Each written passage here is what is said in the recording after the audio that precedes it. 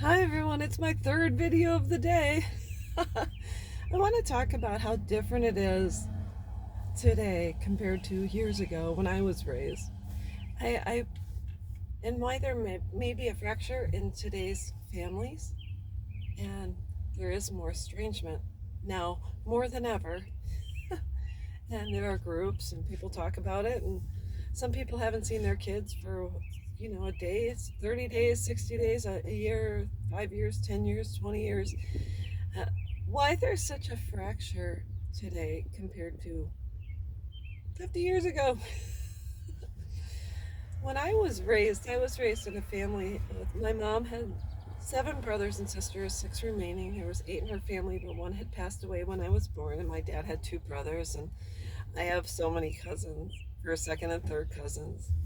I have we just have huge families. So every weekend we were usually with one grandparent or another, celebrating the birthdays, the christenings, the weddings, the anniversaries, everything. It was and going to church, and we were always with family, and family was pounded into your head. And I remember not being particularly close with my mom growing up.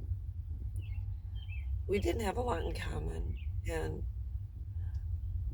it's just the way it was. So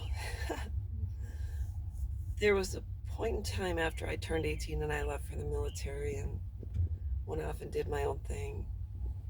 I met my then husband and started having kids. And I remember starting myself to break free from the relationship I had with my mom. But I, but my grandma, my mom's mom, was the matriarch of the family, and I was very close with her.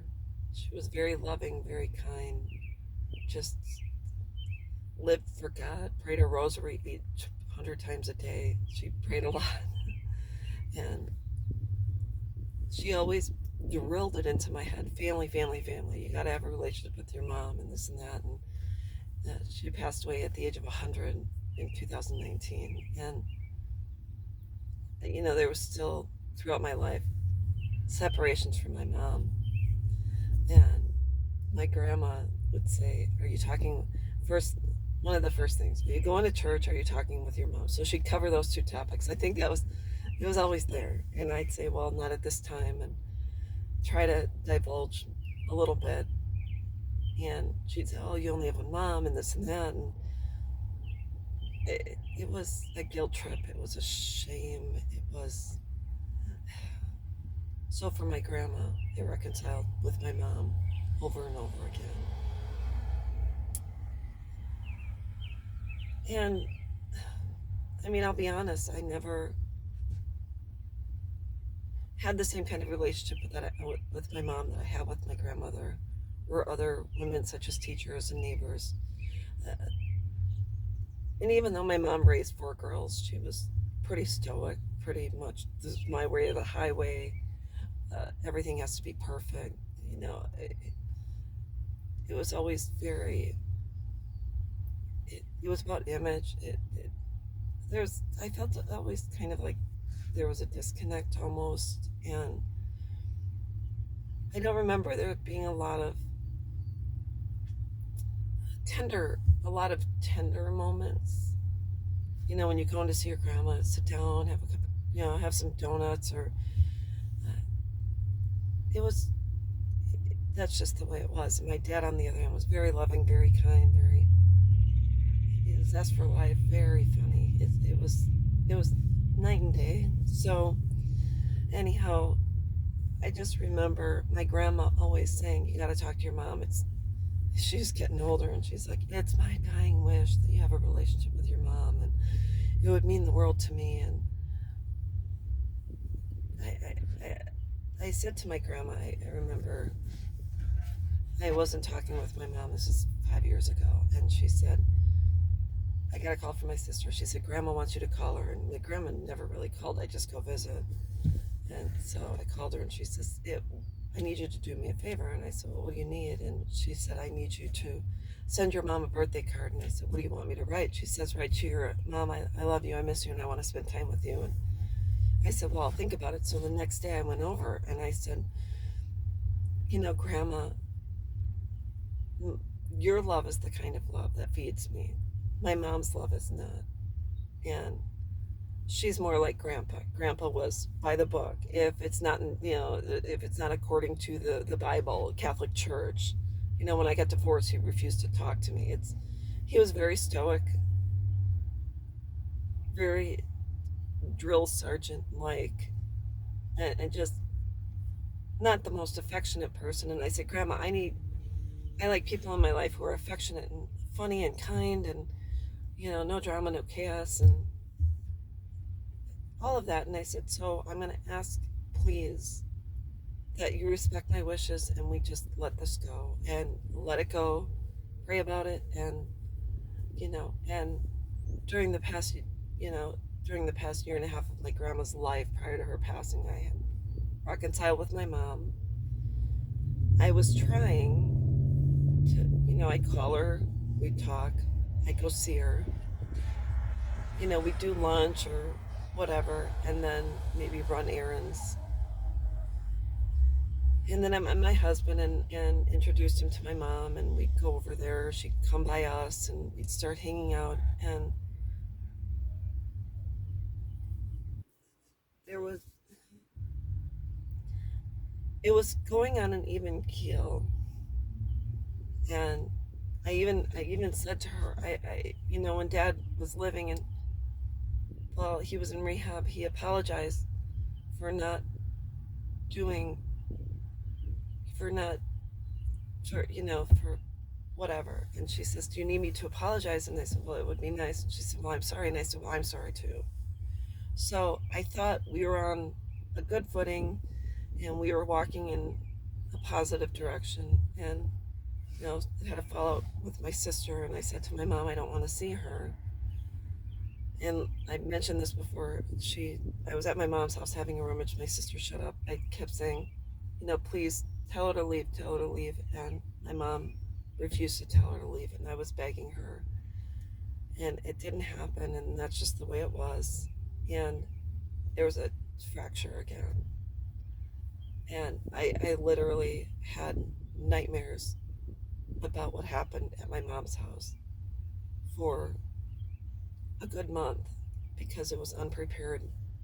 I felt like I was a caged animal. It was in no way, shape, or form ready to see my sister. And so there's since been a fracture. And the thing is I now that I've gone off the beaten path, I think years ago, we had the matriarch of the family as in being the glue, would hold the family together, to kind of not force everyone to be together, but everyone would go to my grandma's home because they wanted to see my grandma. And then they would kind of be cordial to everyone. And maybe there was a couple of people that weren't close, but they would still be cordial and kind because of my grandmother. But yet it ended up being the relationships were more or less forced because of the matriarchal way of life. And now that my grandma's gone and she's no longer here,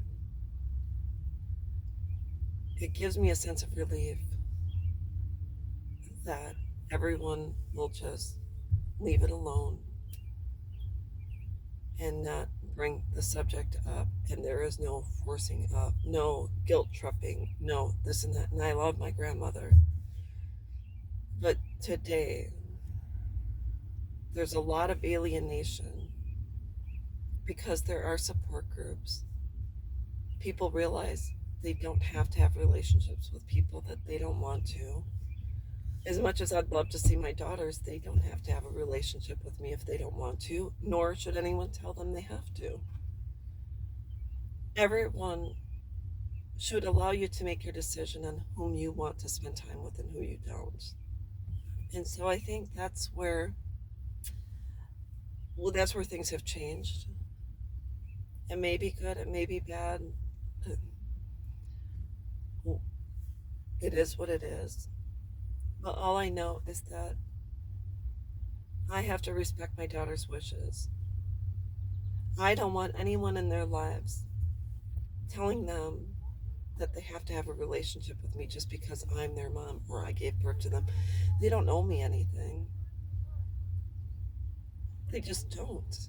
And so, as much as I miss them and I love them and I hope and pray they're doing well, I hope someday if we get back together, it's because they want to, because they feel a need in their heart, because it's because they've had time to think about it, or maybe they want to talk, or maybe they want to reach out. I want them to do it on their terms, and I can't have it my way.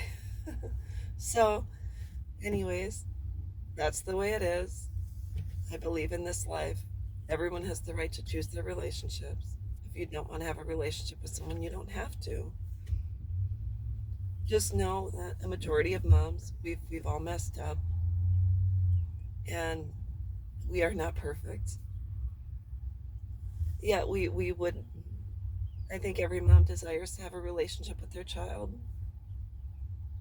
There are some moms that don't know how to have healthy relationships because they've been traumatized, or they've they may have been abused. Maybe they didn't learn how to be good parents because they didn't have good role models. We don't know, but the one thing I can suggest, if you want to maintain a relationship with your mom, or you want to talk with her, or maybe it's been 5, 10, 15 years and you want to reach out, maybe you can say, like I did with my sister, who I'd been estranged from for 20 years, who now is my best friend. I sent her a message and I said, hey, I'd like to talk. She reciprocated by saying, okay, we talked and we found a common ground, and we decided to establish our relationship from that day and move forward and keep certain people out of our relationship. And we were able to reestablish, and we found out we have a lot of stuff in common. And most important, I just love her to death. I've been able to share in her life, she shares in mine, and I'm so grateful. So, anyways, that's all I wanted to talk about. Was there is a big change. The no one person should rule a family like the queen rules the queen rules the monarchy, and she rules the country and whatever. I don't know much about that, but all I know is that just like Harry and Meghan broke free, I just hope they maintain a line of communication, and maybe just a line of communication once in a while. Say, hey, I'm okay. And if you just send your mom a message and say, hey, I'm okay, that's all your mom cares about and wants to know. I mean, she wants to know more, but it helps a mom to sleep if they know their children are okay. That's it. You're safe, you're okay, you're alive. Good. Now I can sleep another day. So, anyways, that's what I wanted to talk about. I hope this video helps someone, and I hope you're having a great day.